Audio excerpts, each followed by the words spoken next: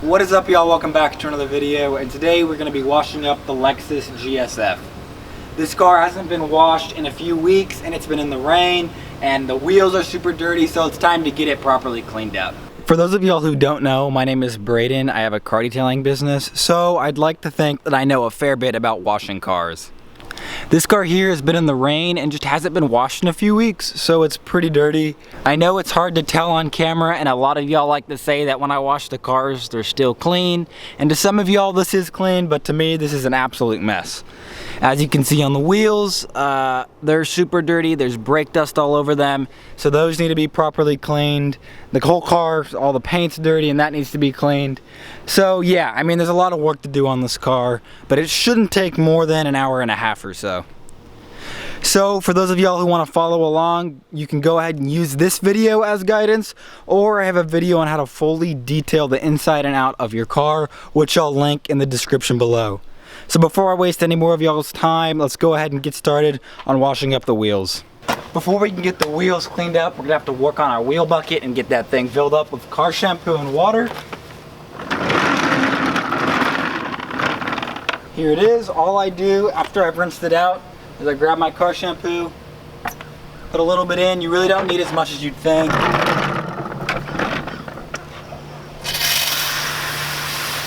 And then I start filling it up with water.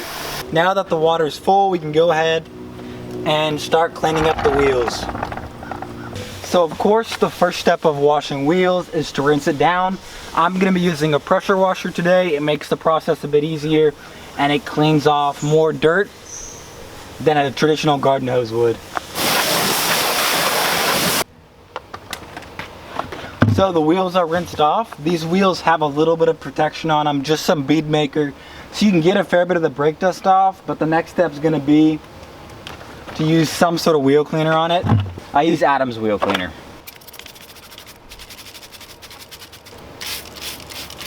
So the main things I go for on a wheel is going to be the inner barrel, the brakes, and then sometimes the spokes of the wheel on higher performance cars. But really, you don't need to use that much wheel cleaner. Once you agitate it, a fair bit of brake dust will come off. Now, while you're waiting for the wheel cleaner to do its job, get some tire cleaner, spray down the tires.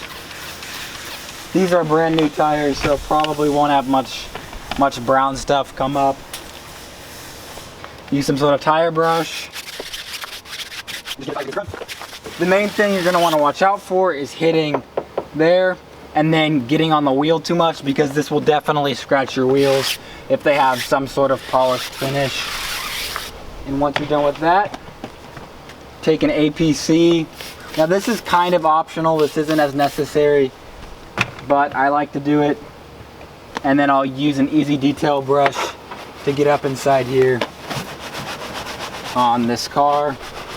They sell different brushes if you have a truck, but this is typically what I use on cars that don't have a lot of room in between the tire and the wheel well. Now again, as I'm waiting for the wheel cleaner to do its job, I take my lug nut brush, go over the lug nuts, and I go just around the outside of the wheel. And now you can start to actually clean the inner barrel of the wheel.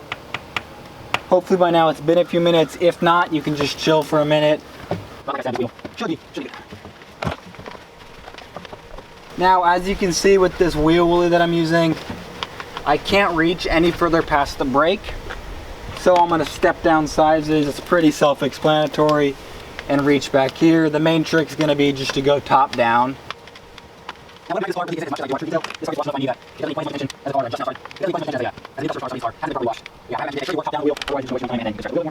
Okay, once you're finished with the inner barrel, I have this mitt that I like to use. It fits right over the tip of my fingers. And now I can get in here and actually clean the spokes of the wheel. Now these wheels absolutely suck to get clean just because of how much stuff's going on the surface. If I had to guess, your wheels probably will be a little bit easier. These are honestly probably the worst wheels that I've found to do. Like I said, just because there's so much going on, and then the Brembo brakes dust up a whole lot. If you have a car that doesn't have performance brakes, odds are you might not even need to use a wheel cleaner.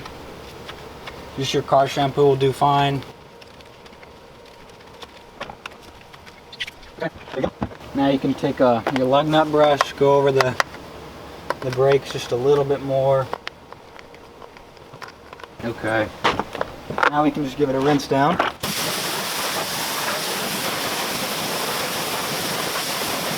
Okay, there's the clean wheel. Make sure you wash off as much of the chemicals as possible. You don't want that stuff to sit and dry on the wheel. That's just bad news.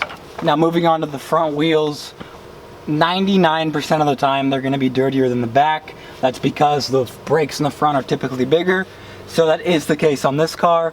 So what I would recommend doing when you're washing your car is to start on the 2 back ones, then move to the 2 front ones. That way you can keep your bucket cleaner, the water in it just a little bit cleaner. So as always, the first step's going to be to rinse it down.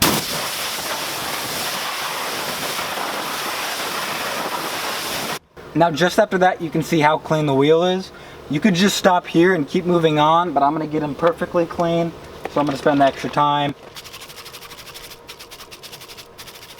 Wheels.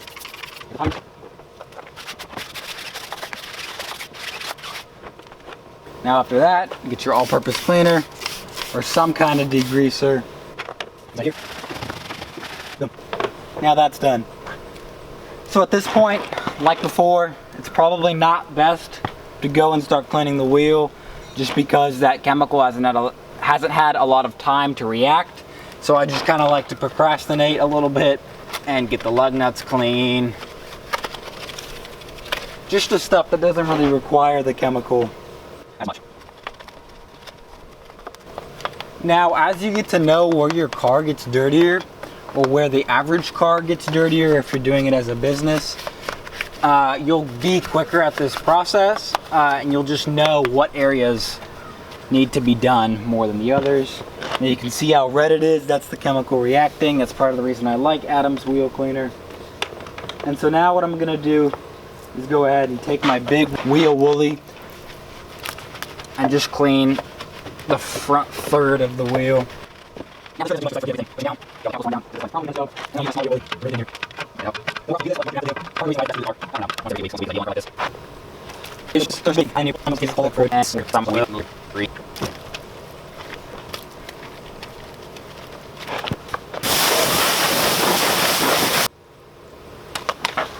And boom, just like that, the wheel's clean. Alright, now as always, before we start doing anything to the paint, we're going to want to give it a quick rinse down top to bottom. I'm using a pressure washer like I said, so I'm going to be able to do this a bit quicker. But if you're using a garden hose, it's going to be a pretty similar process. You just take a little bit more time to make sure you got as much dirt off as possible and try to use a pressurized nozzle of some sort.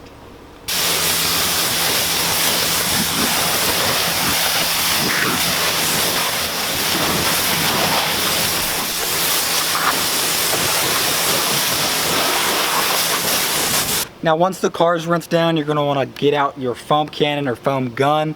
If you don't have either one, you can skip this process and just move on to the washing process.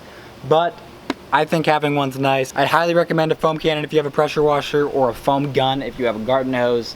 But I mean, the foam cannon is going to give you a whole lot more foam than a garden hose will. So this still has some water and mega foam left in it from the last detail, but I'm just going to give it a little bit more. You really don't need that much of this particular snow foam. And I'm going to fill it up with water, and then we could use it on the car. For those of y'all who haven't seen this trick, I really like it. Once you have your snow foam in the foam cannon, of course this is too much, but there's some water in there as well. Just sink it in here, and that way you can fill it up with water without getting a bunch of bubbles. Now for everybody's favorite part, the foam cannon. This does not matter whether you do it top to bottom or in circles or bottom to top. You're just laying foam on the car, so do it whichever way you want to do it.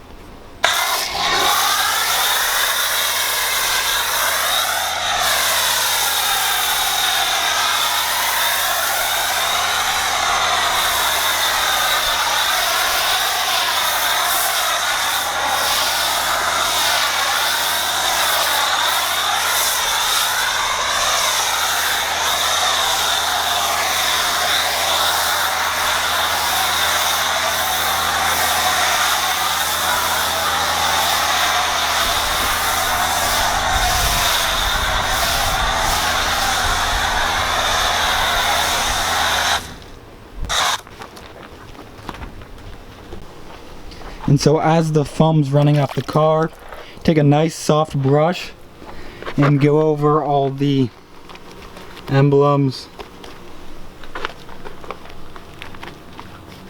And then get under here. This is a detail that a lot of people forget. And I found that my customers just really like when they reach down here and their hand doesn't get dirt on it, and when their camera's clean. Next thing is the fuel door. I'll do that last typically because that's what's gonna get the brush dirtiest. So we can run through here, get this part of the window. Honestly, that doesn't do as much if the car's clean, but I still do it anyway out of habit. Get inside here in this car. And you could take the brush and go inside all this, but that takes forever.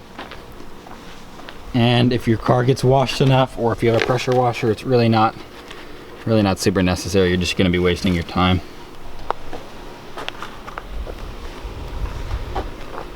Cool. And so that's really all this car needs. Let's get this in here. Yes, you probably are scratching the paint a little bit when you use the brush in here, but it's the best way I've found to do it. And that paint there isn't even really show anyways. It has a whole lot more orange peel on it, and it's really not as important.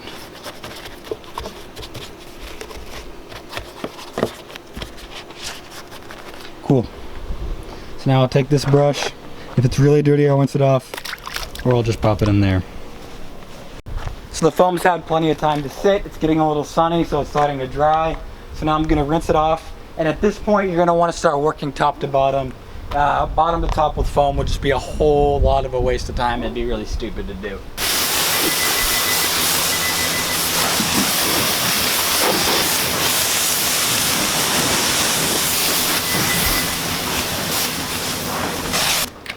So I got most of the foam off the car.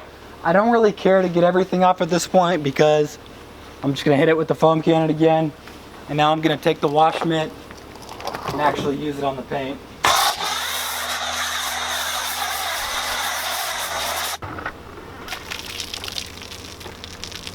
So I only foamed half the car because I'm only gonna wash half the car and then I'll move on to the other half. Sometimes I'll do the whole car, sometimes I'll only do half. Really depends upon how I'm feeling that day. Of course, when washing your car, work top to bottom. And every panel or so, flip the mitt over and then go ahead and rinse it once both sides are dirty. Straight lines, you don't need to press down that hard. If you do, your car's not protected well enough, or it's you're not washing it enough.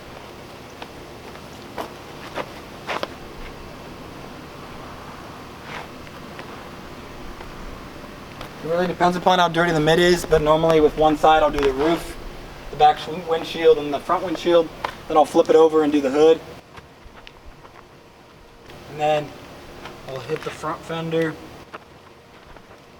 and go ahead and rinse it off.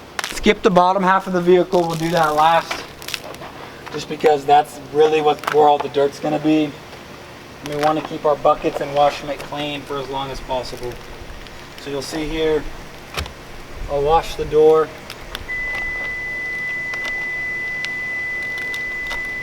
But only about halfway, then I'll flip the mitt over, do the other door. Again, only about halfway. And then we'll get that bottom half at the very end. Key thing is just using common sense. Know that whenever you're putting the mitt on the car, you really are just rubbing dirt around on the paint, and paint's super, super soft. And just like that, half of this car is washed. I'm gonna rinse off this, and then we're gonna move on to the other side.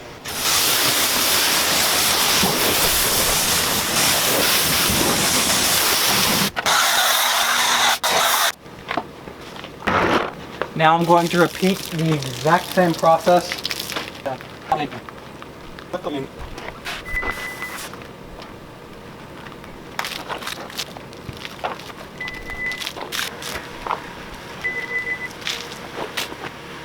Now that we've finished the side, let's go ahead, run the foam cannon on the front of the car, wash that up, then we can get the back of the car and then the lower sides.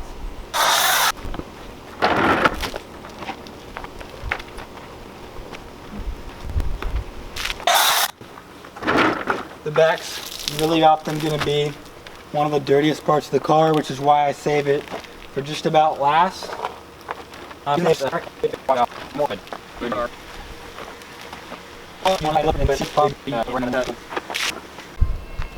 this point, I'd say it's a good time to foam the bottom half of the car and then wash it up.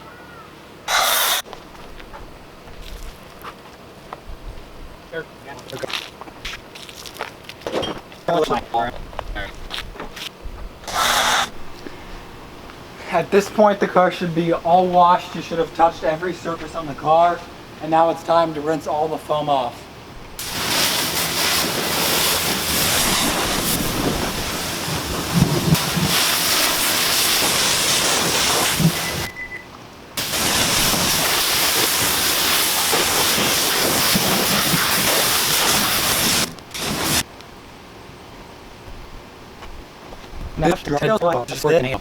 Even though there's not much dirt, if any, left on the car, and this towel is clean, it's best to still be cautious when drying the car off.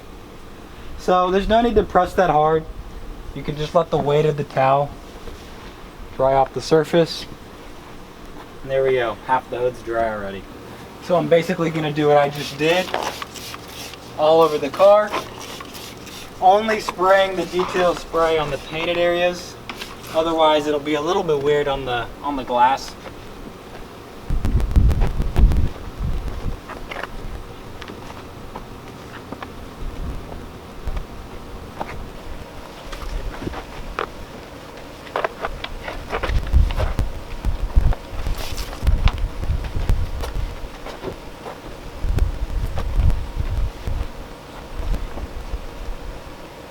Now that the car is just about dried up, let's pull it inside a garage spot and get the finishing touches all dialed in.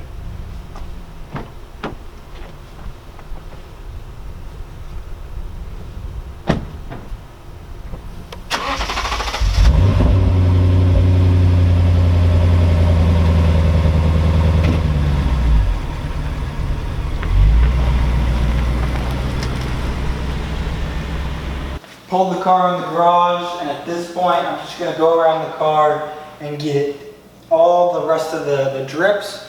You can use some kind of forced air blower, but I'm too lazy to take it out most of the time. And so I just pull it in the garage, that way I don't have to be concerned about the sun baking on any hard water spots.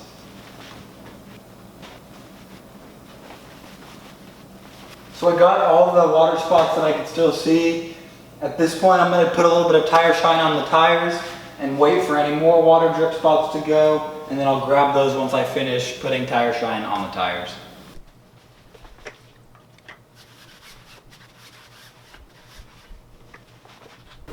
Alright, we are finished up with the car, and check out how it turned out. Wheels are actually shiny now. You can see the color of the brakes. Paint looks awesome. You can see the clouds in it. See the reflection off the windshield. It's just shiny now.